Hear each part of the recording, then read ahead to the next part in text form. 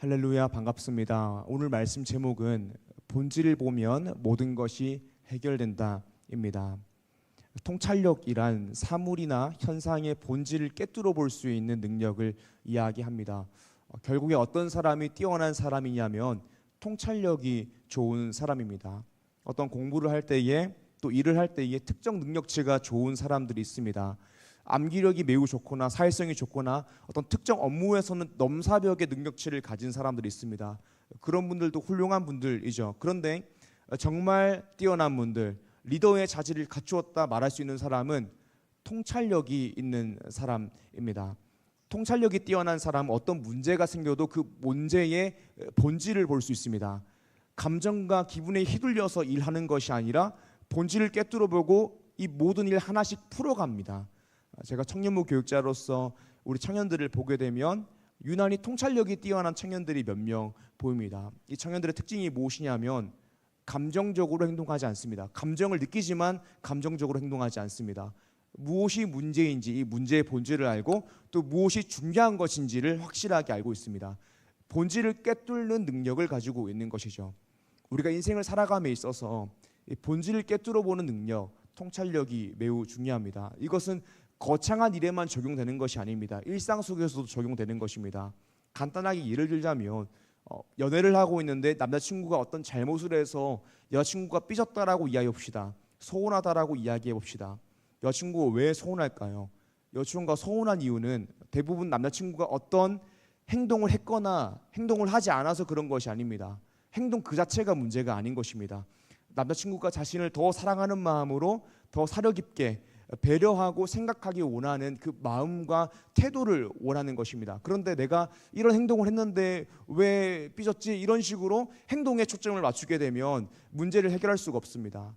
문제의 본질을 봐야지 문제를 해결할 수 있습니다. 일상적인 일에도 통찰력이 매우 중요합니다. 신앙생활도 그렇습니다. 우리가 살아가고 있는 현실은 매우 복합적입니다. 그런 상황 가운데에서 우리가 무엇을 바라보고 있냐가 매우 중요합니다. 우리가 신앙생활 하는데 계속해서 우리의 초점이 왜 내 인생은 이렇게 힘들지? 하나님은 왜 나에게 이런 시련을 주고 있지? 여기에 초점을 둔다면 우리 인생은 계속 문제투성이고 고통스러울 수밖에 없습니다. 하지만 신앙생활 할 때에 문제의 본질 그리고 인생의 본질을 꿰뚫어 보면 문제를 이길 수가 있습니다. 현실을 말씀대로 살아갈 수 있습니다. 그렇다면 신앙의 본질은 무엇일까요? 그것은 복음입니다. 오늘 말씀 제목은 본질을 바라보면 모든 것이 해결된다인데요. 사실 복음을 바라보면 모든 것이 해결된다인 것이죠. 요한계시록은 예언의 말씀이라고 이야기했습니다. 복음으로 인한 소망의 말을 말함으로써 현재의 행동 변화를 촉구하는 말씀이 요한계시록의 목적입니다. 우리가 결국 이 본질 복음을 바라볼 때에 우리 인생의 모든 것이 해결되고 우리의 삶을 복음으로 해석할 수 있고 더 나아가 복음으로 감격하여서 하나님이 기뻐하시는 삶을 살아갈 수 있는 것입니다. 사랑하는 리조 청년 여러분, 오늘 말씀을 통하여서 신앙생활하며 놓치지 말아야 되는 본질, 꼭 바라봐야 되는 본질을 나누고자 합니다. 사랑하는 리조 청년 여러분, 본질을 꿰뚫어 볼 수 있는 신앙의 통찰력, 복음을 바라볼 수 있는 신앙의 눈을 가짐으로써 환난 가운데에서도 말씀대로 믿음 가지고 살아가는 리졸 청년 한 사람 한 사람 되기를 주님 이름으로 축복합니다. 아멘. 오늘 말씀 첫 번째입니다. 첫 번째로는 의지적으로 복음을 바라볼 때에 환난을 견딜 수 있습니다. 당시 초대교회 성도들은 큰 환난 가운데 있었습니다. 우리가 지난 말씀들을 통하여 나누었듯이 당대 로마 황제는 도미티아누스였습니다. 도미티아누스는 자신을 신격화하여서 자기 자신을 신이라고 이야기했습니다. 하나님이라고 이야기했습니다. 자기 자신에게 숭배하라라고 이야기했습니다. 그래서 모든 공공장소에 자신의 반상을 갖다 놓고 그 앞에 지나가는 모든 사람들로 하여금 경배하게 했습니다. 혹시 로마 황제의 신상 앞에 경배하지 않는 사람이 있다면 그 즉시 물리적인 제재를 가했습니다. 때리고 고문하고 끌고 가서 감옥에 넣기도 하였습니다. 콜로세움에 집어넣어 짐승과 싸워서 죽게 만들기도 했습니다. 그런 어려운 시대를 살아가던 초대교회에는 교회를 떠나는 배교자들이 생기기 시작했습니다. 또 견디고 인내함으로 신앙을 지키는 성도들도 있었는데 그 성도들은 늘 박해를 당했습니다. 성도들의 현실은 그랬습니다. 누가 박해를 당했더라, 누가 신앙을 버렸더라 라는 소식을 듣는 것이 일상인 것이 초대교회 성도들의 현실이었습니다. 초대교회 성도들에게 신앙을 가지고 있는 것은 환난 그 자체였습니다. 그런 초대교회 성도들에게 꼭 필요한 메시지가 무엇이었을까요? 그것은 바로 복음입니다. 왜냐하면 환난 앞에서 무너질 것만 같은 현실 속에서 꼭 필요한 것이 복음을 통하여서 소망을 얻고 현실을 말씀대로 살아가는 것이기 때문입니다. 요한계시록은 예언의 말씀입니다. 그리고 이 말씀을 듣고 읽고 지키는 자에게 복이 있다라고 이야기했습니다. 그런데 이 예언의 말씀의 목적이 무엇이냐면 과거의 사건, 십자가를 통하여 우리를 구속하신 어린 양 예수 그리스도와 미래의 사건, 예수님께서 반드시 다시 오심으로 이 땅을 심판하시고 성도들로 하여금 새하늘과 새 땅이 영원히 살게 하실 거라는 미래의 사건을 말함으로써 현재 가운데에 현재의 환난을 살고 있는 성도들로 하여금 말씀을 붙잡고 견디고 인내하게 만드는 것이 이 예언의 말씀의 목적입니다. 요한계시록 전체의 목적이 그렇습니다. 우리가 오늘 말씀 본문이 요한계시록 6장과 7장이었는데요. 6장을 보게 되면 보좌에 앉으신 이의 오른손에 있는 두루마리에 7인을 떼는 장면이 6장에 나오게 됩니다. 이 두루마리에 있는 인은 7개입니다. 두루마리를 봉한 인은 7개입니다. 하지만 6장에서는 첫 번째 인부터 6번째 인까지 떼는 것이 나오게 됩니다. 함께 말씀을 보면서 따라오기 원합니다. 말씀 보게 되면 첫 번째 인을 떼실 때에는 흰 말이 나와서 재앙이 생깁니다. 이 재앙은 전쟁을 의미합니다. 둘째 인을 떼실 때에는 붉은 말이 나와서 재앙이 생깁니다. 이 재앙은 내전 또한 전쟁을 의미합니다. 셋째 인을 떼실 때에는 검은 말이 나와서 재앙이 생깁니다. 이 재앙은 기근을 이야기합니다. 넷째 인을 떼실 때에는 청황색 말이 나와서 재앙이 생깁니다. 이 재앙은 전염병을 의미합니다. 다섯째 인을 떼실 때에는 순교당한 성도들이 피에 대한 보응을 요구합니다. 주님께서는 아직까지는 잠시 쉬되 그 수가 차기까지 기다려야 한다라고 말씀하십니다. 여섯째 인을 떼실 때에는 자연계가 흔들리는 재앙이 나타납니다. 그래서 그 땅 가운데 이 예수를 믿지 않는 사람들이 산들과 바위들에게 이렇게 이야기합니다. 산들아 바위들아 우리 위에 떨어져서 보좌에 앉으신 이의 얼굴에서와 그 어린 양의 진노에서 우리를 피하게 하라라고 이야기합니다. 이 재앙은 자연재해를 의미합니다. 이렇게 6장에서는 종말 때에 일어날 재앙을 상징하는 7인의 재앙 중 6번째까지가 나오게 됩니다. 그리고 그 다음에 어떤 내용이 나될까요? 그 다음은 7번째 인을 떼는 장면이 나와야지 맞는 것입니다. 그런데 7번째 인을 떼는 장면이 나오기 전에 다른 내용이 삽입되어 있는 것을 우리가 볼 수 있습니다. 그러니까 6장 다음에 7장이 되면 7번째 인을 떼는 장면이 나와야 할 것 같은데 7번째 인을 떼는 장면은 8장에 나오게 됩니다. 그리고 주님께서는 6번째 재앙과 7번째 인을 떼는 그 재앙 사이에 의도적으로 7장의 한 상을 요한에게 보여주십니다.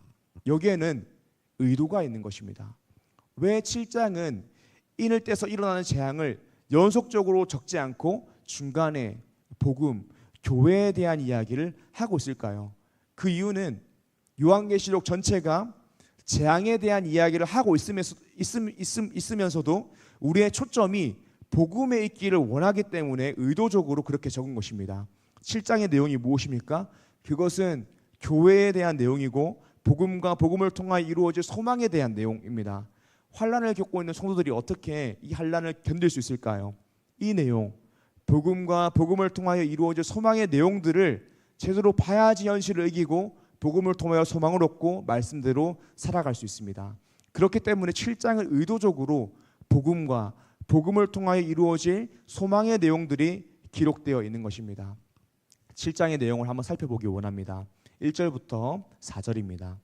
일 후에 내가 내 천사가 땅 내 모퉁이에 선 것을 보니 땅의 사방의 바람을 붙잡아 바람으로 하여금 땅에나 바다에나 각종 나무에 불지 못하게 하더라. 또 봄에 다른 천사가 살아계신 하나님의 인을 가지고 해 돋는 데로부터 올라와서 땅과 바다를 해롭게 할 권세를 받은 내 천사를 향하여 큰 소리로 외쳐 이르되 우리가 우리 하나님의 종들의 이마에 인치기까지 땅이나 바다나 나무들을 해하지 말라 하더라. 내가 인침받은 자의 수를 들으니 이스라엘 자손의 각 지파 중에서 인침받은 자들이 14만 4천이니. 아멘. 4절까지 말씀 읽었지만 8절까지의 내용을 보도록 하겠습니다. 7장 1절에서 8절까지의 내용은 지상교회에 대한 내용입니다. 요한이 환상을 보게 됩니다. 내 천사가 내 땅의 모퉁이에 섰다라고 이야기합니다. 그리고 땅의 사방의 바람을 붙잡아서 불지 못하게 하고 있다라고 이야기합니다. 이 의미가 무엇일까요? 하나님이 이 땅을 다스리시는 주권자가 된다라는 것입니다. 그래서 그렇게 하거나 하지 않을 수 있는 분이라는 것입니다. 그리고 그 다음 장면을 보게 되면 다른 천사가 나오게 됩니다. 그리고 다른 천사가 내 천사를 향하여 이야기합니다. 하나님의 종들의 이마에 인치기까지 땅이나 바다나 나무들을 해하지 말라라고 이야기합니다. 그리고 주권자 되신 주님께서 그리스도를 통하여 성령 안에서 우리 성도들의 머리 위에 이마 위에 인을 치신다라고 이야기합니다. 인친다라는 것이 무엇일까요? 주님께서 너는 내 것이다, 너는 내 소유다라고 찍으시는 것입니다. 고대에는 주인이 자신의 종으로 하여금 이 종이 나의 소유인 것을 나타내기 위해서 이마에 인을 찍었습니다. 그리고 자신의 소유인 종의 모든 것을 책임지고 지키고 보호했습니다. 그렇듯이 주님께서 우리를 내 것이다 라고 인을 치신다라는 것입니다. 이 의미는 주권자이신 하나님께서 우리 성도들을 지키고 보호하신다라는 말씀입니다. 누구를 지키실까요? 교회를 지키신다라는 것입니다. 인침받은 자의 수가 14만 4천이라고 말씀에 나와 있습니다. 이 14만 4천의 의미는 문자적인 의미에서 14만 4천이 아닙니다. 상징적인 의미에서 14만 4천입니다. 구약교회를 상징하는 이스라엘 12지파의 12와 신약교회를 상징하는 12사도의 12를 곱하고 완전수인 1000을 곱해서 나오는 숫자가 14만 4천입니다. 예수 그리스도를 믿음으로 인침받아서 하나님의 소유가 된 교회 전체를 상징하는 의미로서 14만 4천을 사용한 것입니다. 일부 이단들은 문자적인 의미에서 딱 14만 4천 명 안에 들어와야지 구원받을 수 있고 천국에 갈 수 있다라고 거짓말합니다. 그리고 내가 열심히 하지 않고 더 헌신하지 않으면 순위에서 밀려나서 천국에 들어갈 수 없다라고 이야기하기도 합니다. 다 거짓말입니다. 24만 4천 명의 의미는 무엇이냐면 문자적인 의미에서 14만 4천 명이 아니라 예수님을 믿은 성도 전체를 상징하는 숫자로서 14만 4천 명을 이야기하는 것입니다. 1절에서 8절까지는 하나님께서 교회, 즉 예수 그리스도를 믿은 성도들을 인치셔서 너는 내 것이다 라 말씀하시고 이 땅의 교회를 반드시 지키시고 보호하신다라는 것을 말씀하는 것입니다. 또 9절부터 보도록 하겠습니다. 9절입니다. 일 후에 내가 보니 각 나라와 족속과 백성과 방언에서 아무도 능히 셀 수 없는 큰 무리가 나와 흰 옷을 입고 손에 종려나무 가지를 들고 보좌 앞과 어린 양 앞에 서서. 아멘. 또다시 요한이 다른 환상을 보게 됩니다. 이제는 지상교회에 대한 환상이 아니라 천상교회에 대한 환상입니다. 새하늘과 새 땅에 대한 환상입니다. 9절을 보게 되면 아무도 능히 셀 수 없는 큰 무리가 나옵니다. 그러니까 구원받은 성도들의 숫자가 14만 4천 명으로 한정되는 것이 아니라 아무도 능히 셀 수 없는 큰 무리가 천국에 있는 것입니다. 구원받은 성도들이 흰 옷을 입고 종려가지를 들고 보좌 앞에 어린 양 앞에 서 있습니다. 종려가지를 들었다라는 것은 결실을 의미합니다. 결국 구원받은 성도의 인생의 결실이 무엇이냐면 새하늘과 새 땅에서 주님을 찬양하고 예배하는 것입니다. 그런데 구원받은 성도들이 어떻게 찬양하고 예배하게 될까요? 10절입니다. 큰 소리로 외쳐 이르되 구원하심이 보좌에 앉으신 우리 하나님과 어린 양에게 있도다 하니. 아멘. 구원받은 성도들이 새하늘과 새 땅에서 찬양하게 되는 내용이 무엇이냐면 복음을 찬양하고 예배하게 되는 것입니다. 구원하심이 보좌에 앉으신 우리 하나님과 어린 양께 있도다.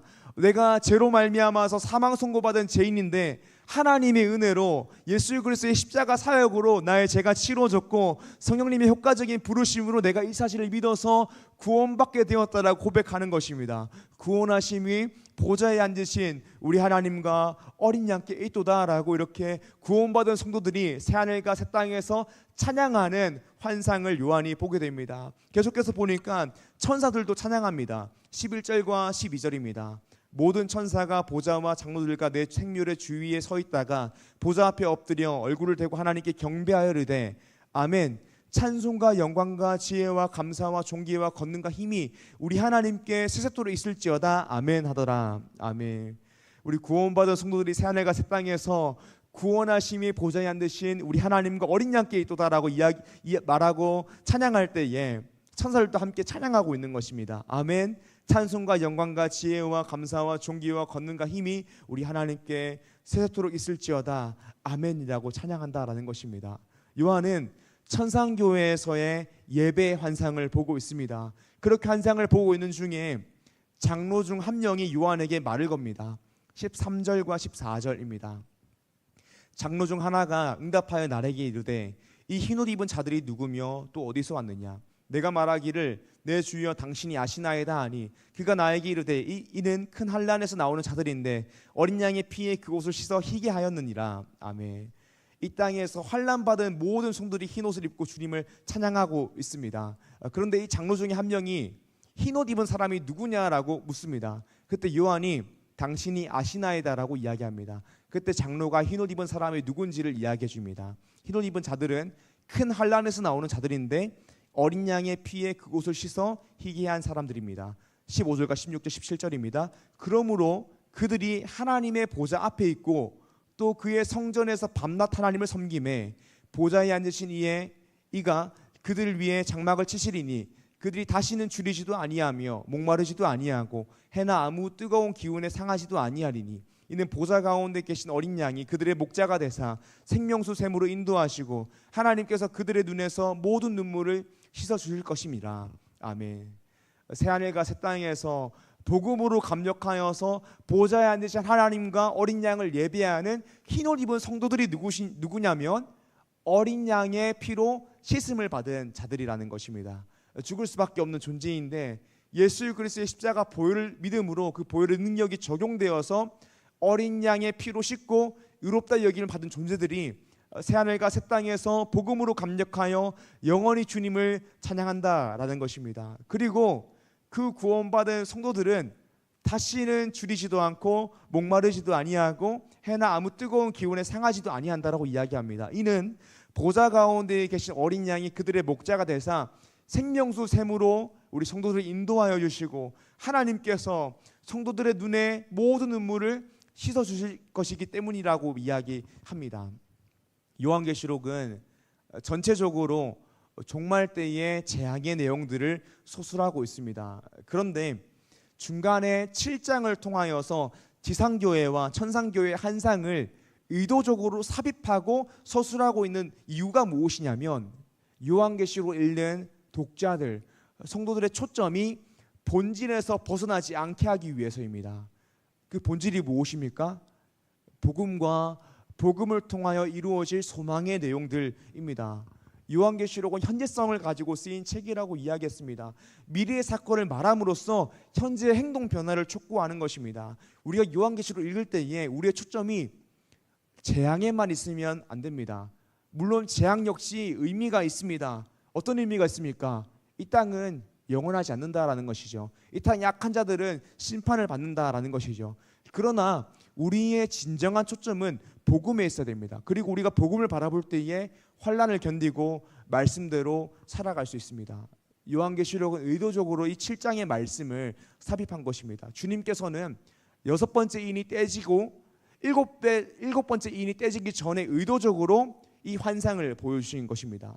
복음과 복음으로 말미암아 나타날 소망의 내용입니다. 천상에 대한 내용입니다. 왜 이 내용들이 의도적으로 삽입되었을까요? 왜냐하면 복음을 바라볼 때에 환난을 견딜 수 있기 때문입니다. 그렇다면 오늘 살아가는 우리가 환난을 견디기 위해서 어떻게 됩니까? 의지적으로 복음을 바라봄으로 환난을 견뎌야 합니다. 사랑하는 여러분, 초대교회 성도들이 당했던 환난과 오늘날 우리가 당하고 있는 환난을 비교하기는 사실 어렵습니다. 왜냐하면 초대교회 성도들은 신앙을 가지면 목숨을 내놓아야 했기 때문입니다. 하지만 우리 역시 오늘을 살아갈 때에 신앙을 가지면 말씀대로 살아가면 환난을 당하게 됩니다. 그것은 어느 시대나 마찬가지입니다.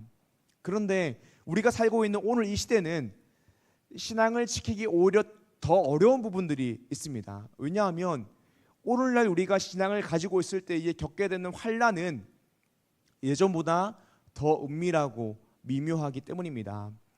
지금은 우리가 신앙을 가지고 있다라고 해서 우리를 죽이지 않습니다. 누가 칼을 들고 협박하지 않습니다. 신앙을 버려라라고 이야기하지도 않습니다. 그러나 우리에게 이런 환난이 찾아옵니다.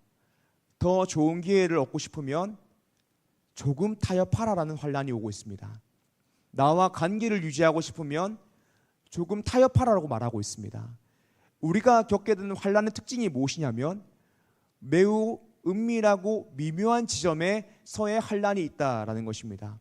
그래서 오히려 환난 가운데에서 말씀대로 산다라는 것은 신앙을 가지냐 버리냐 이런 문제가 아닙니다. 교회에 나오냐 안 나오냐 이런 문제가 아닙니다. 정말 은밀하고 미묘한 문제입니다. 어디까지 은밀하고 미묘하냐면 누구와 친하게 지낼 것인가, 이 문제부터 시작하는 것입니다.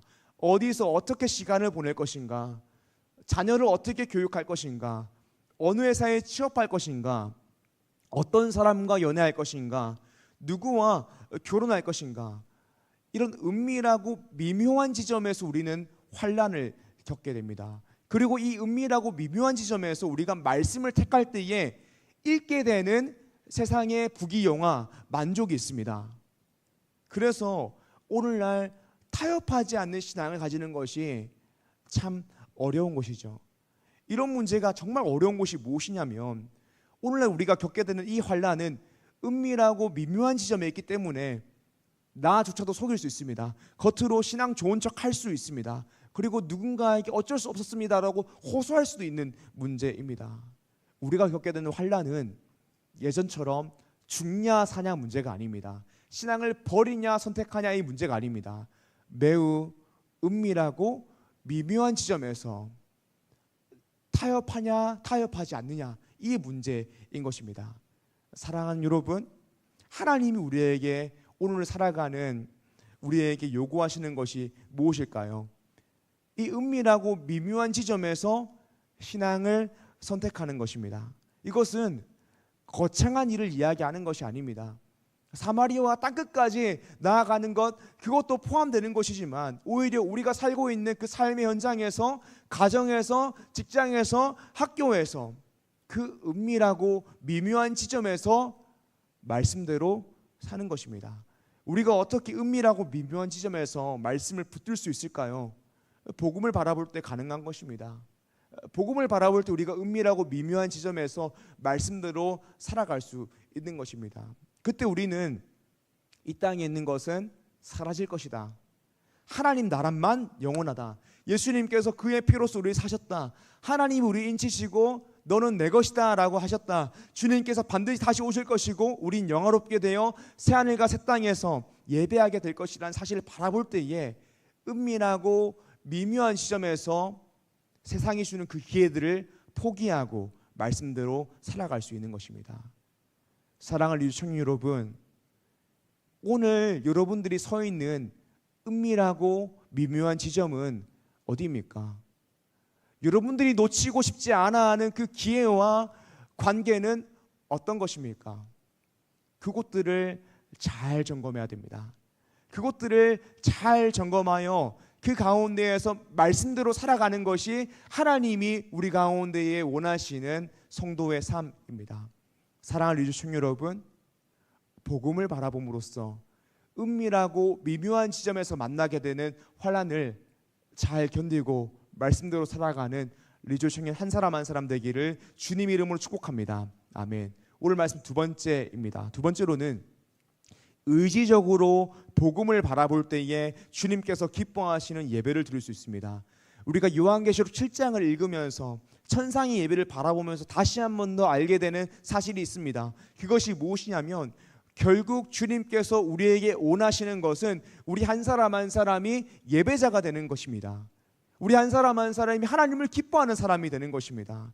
하나님께서 우리를 사랑하셔서 독생자를 보내시고 우리를 구원하신 이유가 무엇이냐면 그저 우리를 구원하는 것에서 멈추는 것이 아니라 우리로 하여금 만들고 싶은 사람의 모습이 있는 것입니다. 그것은 예배자가 되는 것이고 하나님을 기뻐하는 사람이 되는 것입니다. 그래서 7장이 우리가 영화로워져서 새하늘과 새 땅에서 할 일도 예배입니다. 하나님을 찬양하는 것입니다. 복음을 노래하는 것입니다. 구원하심이 보좌에 앉으시 우리 하나님과 어린 양께 있도다라고 우리가 가슴 깊이 고백하고 찬양하는 것입니다.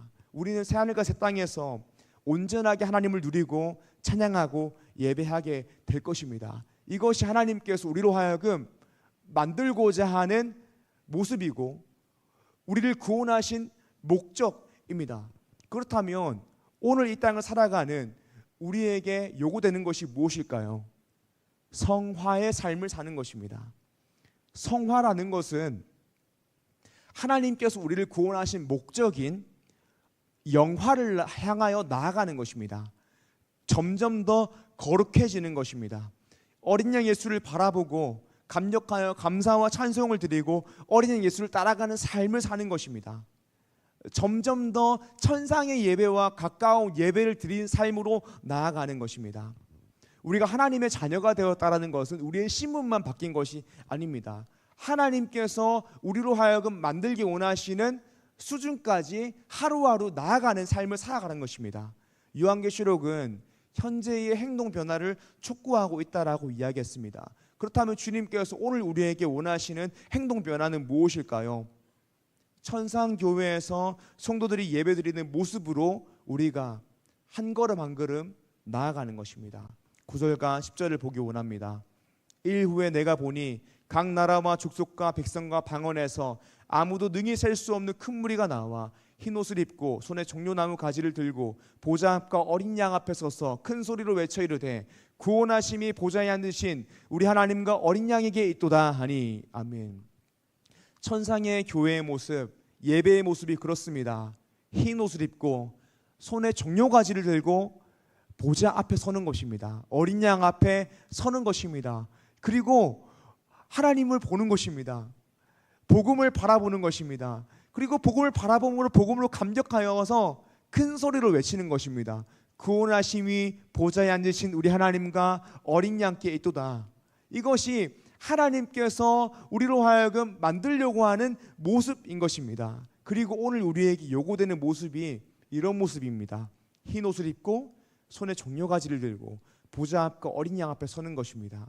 의지적으로 복음을 바라보는 것입니다. 그리고 복음으로 말미암아 감격하여 큰 소리로 외쳐 찬양하고 예배하는 것입니다.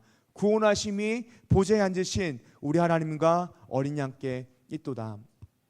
사랑하는 리조 청년 여러분, 오늘 우리 마음 가운데에 이런 뜨거운 가슴 뜨거운 고백이 있으십니까? 구원하심이 보좌에 앉으신 우리 하나님과 어린 양께 있도다. 우리의 마음이 복음으로 감격하셨습니까? 하나님은 우리를 예배자로 만드시려고 우리를 부르셨습니다. 그러므로 오늘 우리에게 요구되는 삶은 영과 진리로 예배드리는 삶입니다. 천상의 예배를 향하여 나아가는 삶입니다.